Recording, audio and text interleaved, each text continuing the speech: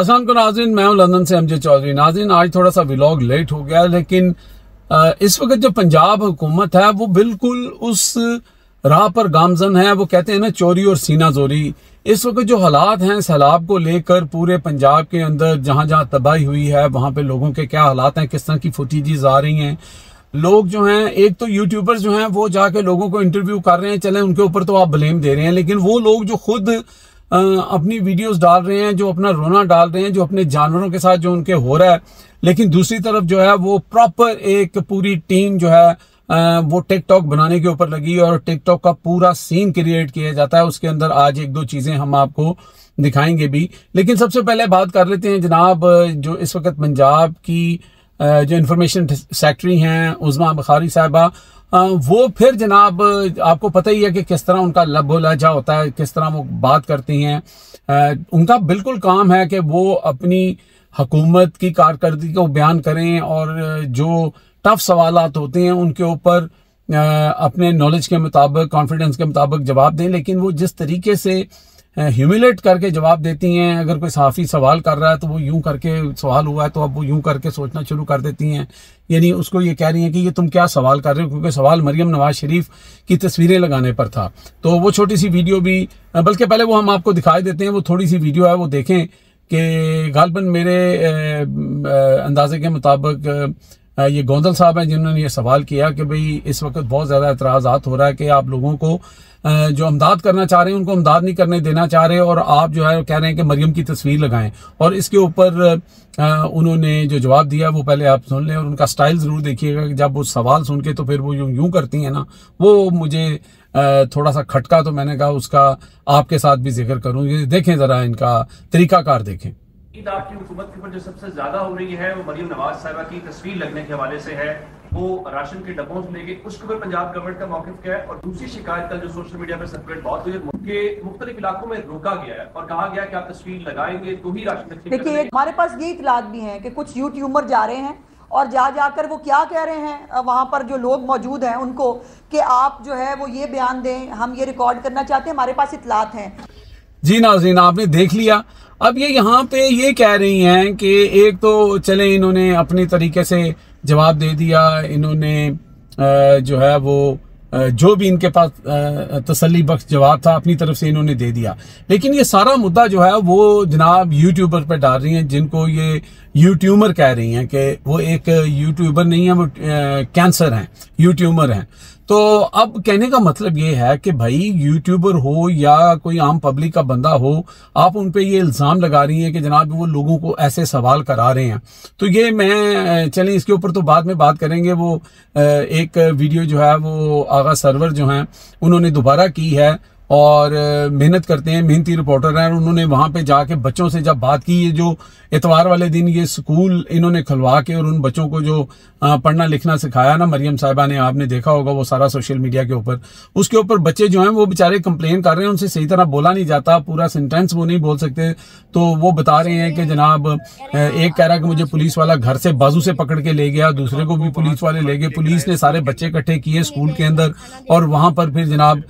मुख्यमंत्री साहबा आई और फिर सारा ये एपिसोड और ये ड्रामा जो है वो वहां पे रिकॉर्ड हुआ। तो भाई वो आगे लुटे पुटे लोग हैं, सलाब से तंग हैं, भूखे प्यासे हैं, और फिर वो ये इल्जाम लगा रहे हैं मुबैना तौर पर कि वो कह रहे हैं कि हमें कुछ खाने पीने को नहीं दिया गया। यानी इतना बड़ा जुल्म को कोई गिफ्ट हैम्पर उनको दिया जा सकता है, कोई फूड दिया जा सकता है। अब ये उनका इल्जाम है। बज़ाहिर मेरे नज़दीक तो उनके लिए वहाँ पे बड़े तहाइफ भी होने चाहिए थे, थोड़े से तो बच्चे आपने इकट्ठे करने थे। बहरहाल एनीवे ये सारी सूरत हाल है। आगे चल के हम आपको ये जो उज़मा बुखारी साहबा हैं उनके इस सवाल का जवाब मैं आगे जाके दूंगा, लेकिन फिलहाल आपको मैं एक और फुटेज, बल्कि ये तस्वीर ही दिखा देता हूँ। फुटेज आपको क्या दिखानी है कि ये मरियम साहबा ये जो कसूर की तरफ गई थी और वहां पे इन्होंने जो है वो जो मुलाकात की लोगों के साथ, वो मुलाकात का अंदाज आप देखें कि नीचे से वो लुटे पुटे सैलाब ज़दगान जो हैं वो निकल के आ रहे हैं, बोट से आ रहे हैं, उनको रेस्क्यू किया गया और मरियम साहबा जो हैं वहां पर बेंच के ऊपर खड़ी हुई हैं और उनसे ऊपर खड़ी हुई हैं और वो एक बच्ची को उन्होंने उठा लिया और वो बच्ची की जो माँ है उसने अपना चेहरा तो कवर किया हुआ है, साथ उसने सिर्फ और सिर्फ उसने वो ऑरेंज रंग की जो रेस्क्यू वाली जैकेट होती है वो पहनी हुई है, बाकी सारी इस तरह ही थी। अब वो पता नहीं क्या था, वो कोई किसी ने सेटअप किया हुआ था बच्ची को, ऑलरेडी उसको तैयार किया हुआ था या क्या था। बहरहाल बच्ची उन्होंने उठा ली और फिर वो उनकी सबकी जो है वो दाद रसी करना शुरू हो गई और जो वहाँ पे रेस्क्यू वाले थे उनकी तारीफ कर रही थी। लेकिन जब आप पब्लिक के अंदर जाते हैं और अपने आप को पब्लिक का आप रहनुमा कहते हैं, लेकिन आप एक उनके साथ एक जो है वो एक डिस्टेंस भी शो कर रहे होते हैं कि वो ज़मीन पे चल रहे हैं और आप ऊपर खड़े हुए हैं क्योंकि आपके जूते ख़राब ना हो जाएं, आपके कपड़े ख़राब ना हो जाएं। फिर ये बात करेंगे कि जनाब हम इमरान खान को हर बात में लेके आ जाते हैं। भाई इमरान खान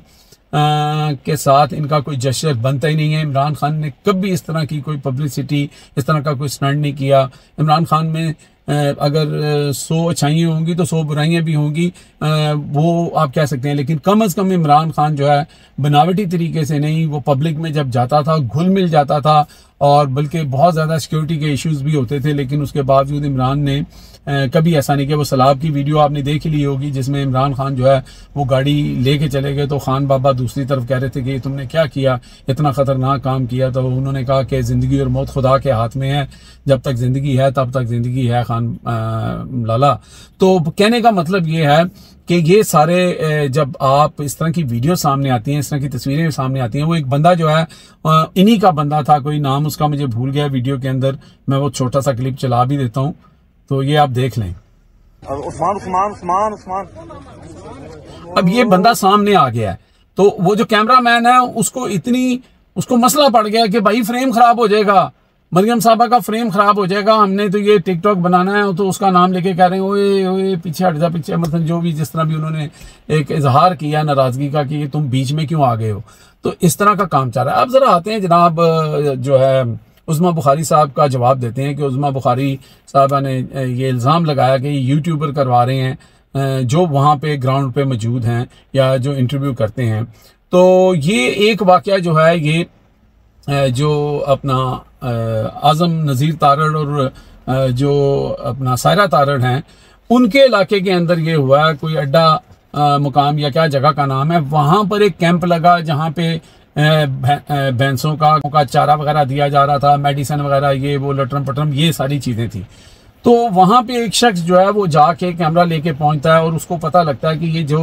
वहाँ पे चारा ला के रखा गया, खल कहते हैं उसको, बोरियाँ होती हैं जो भैंसें खाती हैं, तो वो जनाब किसी दुकान से उठाकर लेके आए थे। और जब वहाँ से जो वफाकी वजीर थे आज़म नज़ीर तारड़ और सायरा तारड़ चली गई तो वो जाके उनको वापस कर दी। अब वो बंदा ये सारे क्लेम कर रहा है, वो जब सोशल मीडिया के ऊपर वायरल होते हैं तो वो जो सारा तारड़ है वो दोबारा वहाँ पे जाती हैं और वो डॉक्टर्स जो वहाँ पे कैंप लगा के उनको डांटती हैं कि जब वो बंदा ये ड्रामा कर रहा था, झूठ बोल रहा था और वो बदनाम कर रहा था तो आप उस वक्त क्यों नहीं बोले। भाई वो उस वक्त इसलिए नहीं बोले कि वो सच बात कर रहा था, वो बिल्कुल सच्चा था और सच बात कर रहा था। वो हम आगे चल के आपको बताते हैं, उसको मैं नहीं झुठला सकता। अगर मरियम नवाज शरीफ उनकी टीम झुठला सकती है तो उनको उसके मुकाबले में वही काम करना पड़ेगा। वो जो काम कर रहा है वो मैं आगे दिखाता हूँ आपको। तो वो बंदा जो है वो ये कह रहा था भी मैंने तो इस्लाह के तौर पे कहा था कि आपके नीचे ये जो ब्यूरोक्रेसी है या ये जो इंतजामिया है ये 2 नंबरी कर रही है। हालांकि उसको इस बात का नहीं पता कि भाई वो ऊपर से नीचे तक जो अफेक्ट होता है ना वही हो रहा है, जो ऊपर हो रहा है वही नीचे हो रहा है। ब्यूरोक्रेसी भी वैसे ही रंगबाजी करती है, वैसे ही वो भी वीडियो बनाना शुरू हो गई है और माल वो भी बना रही है। और इधर उधर से जैसे आपको पता है कि इनका जो सबसे चहीता अखबार और चैनल है उसने ये खबर दी थी कि जनाब वजीराबाद के अंदर एक क्लिनिक बनाया गया, मरियम वहाँ पे गई और वो क्लिनिक जो है वहाँ बना और उसके बाद वो क्लिनिक